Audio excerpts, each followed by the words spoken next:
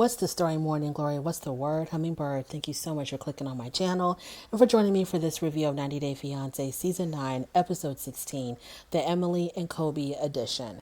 So it is the day before the wedding. A big dinner is planned at Emily's family's home.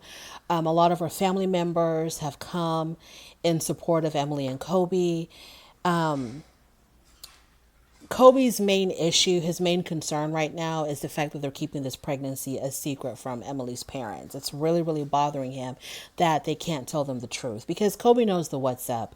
That when the truth does come out, the parents are going to put more blame on him than Emily, or as much blame on him as Emily. But either way, he's going to get dragged into her mess. He's going to get dragged into her shenanigans, even though he is the one that wanted to tell them immediately. That's never going to come out. I'm pretty sure Kobe's not going to have the guts to tell the parents, well, I've always wanted to tell y'all about this since I found out, because he doesn't want to throw Emily under the bus. So he's not going to say that. He's just going to keep quiet when Emily decides to tell her parents that she's actually pregnant again for the second time. And they're going to look at both of them really crazy, and they're going to put just as much blame on him as they do on her, if they put any blame on her at all. Back to the family dinner. So in order to throw people off so that she doesn't bring any suspicion upon herself, Emily has also brought non-alcoholic beer so that nobody is suspicious about anything. Though it seems like the entire family comes over. Kobe had brought, I guess, like traditional Cameroonian clothes for some of the family members to wear. The father's wearing it. Emily's wearing her dress. Other members of the family are wearing the Cameroonian clothing. And it's really nice that they're doing that for him, making him feel like, they are accepting of him, accepting of his culture. So I thought that was really, really sweet. I thought it was really sweet for the father to do it because I did not see that man doing something like that. But he did. And I truly did appreciate that. So then Kobe and Emily go outside to have a conversation just between the two of them. And Emily has a lot to say to Kobe because she's having some concerns. I guess after temperature, stopped by and revealed, who he really was and said all the things that he said about gender roles and moving to Ohio. And it seemed like Kobe was kind of like paying attention to all of this. Emily has some concerns that she wants to sit down and talk to Kobe about. So she sits down and she tells him, look, this whole thing about you moving to Ohio, like where the hell did that come from? Your ideas or your friends' ideas about gender roles, like, is that how you're going to be with me and our marriage? Like, what's going on? And then she's like, I need to know, what else is there about you that I don't know about? And Kobe was highly offended by this. Kobe was like, do you think I'm here for some type of a benefit? I mean, like, don't you understand that I'm here for you, for our son? He says to her that we met in China, then we were separated. I had to go back to Cameroon. You had to go back to the United States. I came back for you, I don't know, a year or 2 years later. I'm still in this. I came all the way from Africa for you. And you're still sitting here acting like you doubt me and you're doubting my intentions of why I'm here and what I'm doing here.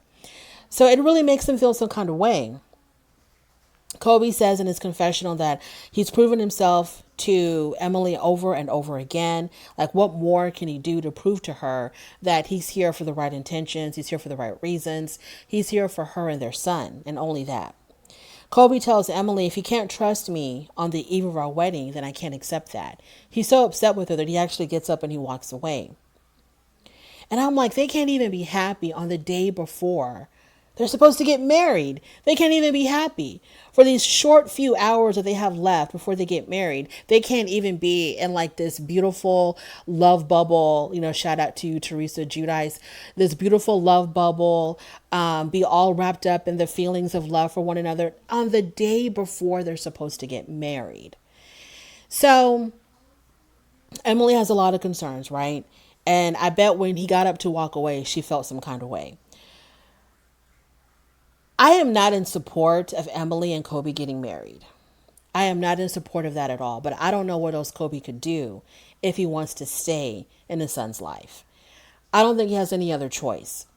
If he's really marrying Emily because he truly loves this woman and he sees a future for himself with her, then I have to get off the Kobe train. I have to get off the Kobe train. I have been a true supporter of Kobe since day one. I felt really bad with how Emily treated him, how she talked down to him. She talked to him worse than she could talk to a dog. I thought she was incredibly rude to him. I felt like her and her family never really saw Kobe for who he really is. I think that her and her family don't really appreciate the man that he is, the human that he is. They don't care about learning more about his culture. Yes, they put on the African garb for this dinner. Of course they did that. But I never once saw them like really take an interest. I never saw Emily. Maybe her father took some type of an interest, but I never saw Emily take any kind of interest in his culture, in his upbringing, in anything. To me, I kind of feel like Kobe is just a fetish to Emily. The fetish being she just likes black guys. She just likes dark skin. I think that's the only thing she's really interested in. I don't think she understands who Kobe is as a man. I don't think she really understands where Kobe comes from. I don't think she really understands or really cares about Kobe's hopes, his dreams. I don't think she really cares about what drives him, the things that he really cares about. What are his impressions of being a father? The fact that he would want to go to a community where he's around people that he's familiar with, that share the same culture, share the same language as him, the fact that she was so against that, that is extremely problematic to me. That is very problematic to me. You need to break away from your parents. The fact that he wants to go somewhere, he wants to go to Columbus, Ohio to make money to support his growing family, but still she doesn't want him to do that. But then at the same time she tells him that you need to contribute more, to this household, so go out there and shove some horse manure, you need to do something to show that you're contributing. And then they send him out to go take care of the horses. I don't get it. I don't get it. You want him to buy you diamond rings upon diamond rings upon diamond rings, but you don't want him to go somewhere where he can earn a living to make that happen. You want him to be stuck in Salinas, Kansas, with people that you know your parents don't see it for him, Emily. You know your parents don't like him, but you want him stuck there because you don't understand this man at all. You don't even care about getting to really know who he is. Like the thing about Columbus. Instead of just shutting it down as soon as you heard the word Columbus, why didn't you just take the time to ask him, why do you want to go to Columbus? What would make Columbus better than Salinas? Have a conversation with him. Find out why he wants to do the things that he wants to do. Do you even know what he wants to do? Do you even care what he wants to do? Or do you just see, among other things, black skin, and that's the only thing you're interested in? Okay, I have a fetish for black man. Black man, he's a black man, so boom, that's all I need. That's all I really care about. I mean, it's really becoming it's starting to appear to me like this is just a fetish for you. This is not a real relationship. You don't have any real feelings for this man. You're just like, ooh, a black man, a black man. And that's all you really care about. Because for you to bring up this conversation the day before you're supposed to get married and to be celebrating and to be happy, it's already bad enough that you're making him hide the fact that you're pregnant. That's already bad enough. But now you want to start questioning, this whole thing about moving to, what is so bad about him moving to Ohio to try to be around people that he's familiar with, that he's comfortable with, to try to make some money to take care of you and your growing brood of children? Like, what is so wrong with that? The reason why I have to get off the Kobe train is because, Kobe, if you don't see the fact that this woman really doesn't care for you, truly doesn't love you, and that she's absolutely mistreating you, if you don't see that, Kobe, and you want to go through with this notion of marrying her and spending the rest of your life with her, if you can't see what we're seeing, then Kobe, I ain't got nothing for you. I ain't got nothing more for you, because it comes to a point where you see somebody acting idiotic, but then you're supporting that idiotic behavior. Then who really starts looking like the idiot? You know what I mean? I just can't do it. Kobe, if you see it for Emily, if you look at that woman and after how she's treated you and the things that she said to you, and you're like, this is it right here for me. This is the woman of my dreams. This is the one that I want to spend the rest of my life with. My heart belongs to her. If that's how it is, I totally respect that because the heart wants what the heart wants. And no one can do or say anything about it. If that's the woman that you chose, we have to respect that. But I cannot sit here and continue to sympathize and be, oh, poor Kobe. Oh my God, poor Kobe. He's being treated so horribly when you're choosing to marry your abuser. I can't do it. I really can't do it. I wish you all the luck in the world because Lord knows you'll need it. If this marriage happens, I pray to God that Emily will change, that she begins to see you as the human that you are, that she looks past your skin and sees you for the man and the human that you really are, that she learns to appreciate you because the love that you showed when you saw your son for the very first time, I still get chills thinking about that. How overcome with emotion you were the first time that you laid eyes on your son. I am still like overwhelmed by that. You truly love that little boy. And I don't even know if she even sees that, how much you care for him. The fact that she manipulated the situation to where, like, when you first landed in the United States, she didn't take you to your son, but instead she wanted to fool la la with you before you saw your son to see if y'all still had that spark. That was disgusting. It was disgusting to me. Absolutely disgusting. That she wouldn't even tell you what the plan was because she was afraid that you wouldn't be down. That you would rather go see your, like, how dare you want to see your own flesh and blood son right away as soon as you land in the United States instead of choosing to go fool la la with her in some cheap motel. You see all of this, Kobe, and still you're like, oh, Emily, that's the woman for me. Speechless. I'm absolutely speechless that you still don't see it. And Temperature had the right message, but just the wrong delivery. Of course, the gender role thing was let's take that out the window. But I think with Temperature, and I'm not going to put words in that man's mouth. I'm not going to assume of what his intention was. I want to believe that Temperature saw how Emily was treating Kobe and wanted Kobe to have more of a backbone and wanted Kobe to stand up to her and to stand up to the abuse that she was inflicting upon him. But I think his delivery was wrong. And I don't know if Temperature thought that he could make a better point if he talked about the whole gender role thing, because that's how it is in Cameroon, where the men are, the head of the household. They make the decision and women are second class citizens. And maybe he thought that if he brought that cultural aspect to the argument, Kobe would listen. Maybe, I don't know if Temperature's point, if his main goal was to make Kobe stand up for himself against Emily, then I agree with Temperature, but his delivery was completely wrong. Absolutely wrong. And I think Kobe should be and I don't care how fragile Emily is about this whole pregnancy thing, how worried she is. I think Kobe should have been a man about it and went to that man, to the father, and sat down with him and told him the what's up and said, hey, Emily is pregnant again. I think it's important for you to know. And I didn't want to hide it from you. I didn't want to wait until after the wedding. I need you to know right away that this is what's happening. Because I think the parents are going to feel foolish when they find out after the wedding that she was pregnant this whole entire time and they chose not to tell them. Like Kobe and Emily are looking at their parents like, these idiots. They have no idea that she's pregnant again. They're going to feel foolish when they find out.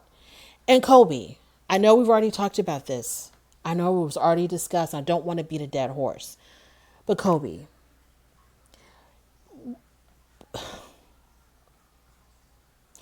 the whole thing about her having the second child, like, why? Why would you do this again? Why would you do this again? Why would you do this again? Why couldn't you, I'm just like, I'm still not over it. I am still not over the fact that he impregnated her a second time. And the reasons that they gave of why this happened again are so asinine. Like, I'm choking on my own words. I just cannot. The one thing that her father asked her to do was to not get pregnant.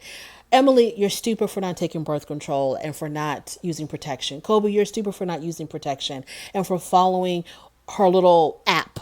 Okay, you're choosing you're going to put your whole life, you're going to put your whole future on an app. On an app. instead of just using simple common sense, the good sense that the Lord gave you, and just, you know what, let's just be on the safe side. Let me go ahead and, protect myself so that make sure that I don't get you pregnant. Give me that box.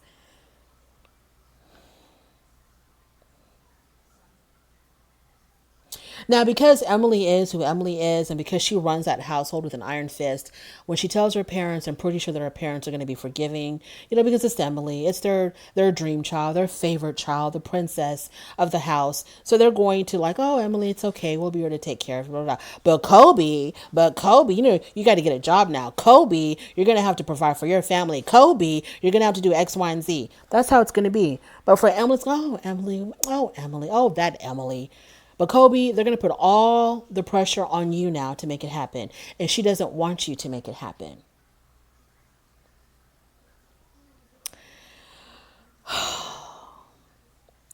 A lot of people, like when I read stuff online or whatever, people are like, they've jumped ship with the whole 90 Day Fiance season 9 because of Kobe and Emily. They just can't take Kobe and Emily. It's really hard to watch. Now, in this particular episode, it wasn't, Emily didn't do anything bad, but it's just the fact that they're about to get married. And they're going to get married. I mean, why else would he be here? I think that Kobe and Emily are going to get married. And the fact that he's willing to go through with this wedding and she treats him so horribly. And I don't know if he thinks that, well, this is just how it is with all American women and he wants to be with an American woman. I don't know, like, how he can just put up with how she talks to him, put up with how her parents treat him. He loves this woman. He has said it many, many, many times. I didn't see it for Kobe on 2 occasions. Occasion number 1, when I started kind of losing faith in Kobe, was when he decided to buy her another ring. I really was like fed up with Kobe at that point. When he decided to buy her another ring, I was just like, why? You can always do that afterwards. You brought $4,000 to the United States and you're going to use 25% of that to buy her another ring. When you can do that, once you start making money, start saving money, you can easily do that. She can have her ring. It's not like you were never going to buy her a ring ever, ever, ever. Of course you wanted to buy her a better ring, but there's now just wasn't the time to do it. But you let her craziness take over. That was the first time. When he bought her another ring and he proposed to her, I was done. The second time I didn't see it for Kobe was when he got her pregnant again. I was really upset about that.